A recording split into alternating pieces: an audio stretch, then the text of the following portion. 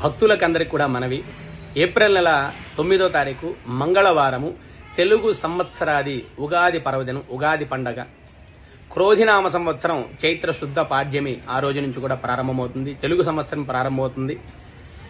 ఆ ఉగాది నాడు మీ ఇష్టదైవాన్ని, కులదైవాన్ని ప్రార్థన చేసుకుని షడ్రుచులతో కూడుకున్నటువంటి ఉగాది పచ్చడిని స్వీకరించి ఈ తెలుగు సంవత్సరం అందరికీ కూడా ఆయురారోగ్య అష్టైశ్వర్యాలతో చక్కగా వర్ధిల్లాలని చెప్పి, అందరూ కూడా ఆయురారోగ్య ఐశ్వర్యాలతో ఉండాలని చెప్పి మీ ఇష్టదైవాన్ని, కులదైవాన్ని ప్రార్థన చేసుకుని సాయంకాలం పూట పంచాంగ శ్రవణ కార్యక్రమం, ఈ సంవత్సరం ఎలా ఉంటుంది, రాశి ఫలితాలు ఎలా ఉంటాయి, ఈ సంవత్సరానికి నవనాయకుల యొక్క ఫలితాలు ఎలా ఉంటాయి, చక్కగా పంచాంగ శ్రవణాన్ని విని ఆ స్వామివారి యొక్క అనుగ్రహ కృపా కటాక్షానికి పాత్రలు కండి.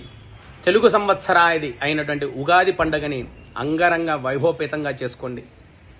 ఎందుకంటే మన తెలుగు పండగకి ఉన్నన్ని విశేషమైన విశిష్టతలు మరే పండగ కూడా లేవు.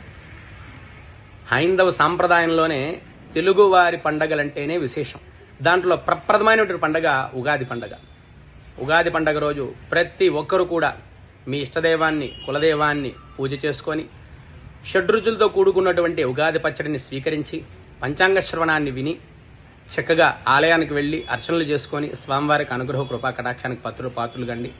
ఏప్రిల్ నెల 9వ తారీఖు మంగళవారము ఉగాది పండగ అందరికీ తెలియజేయండి.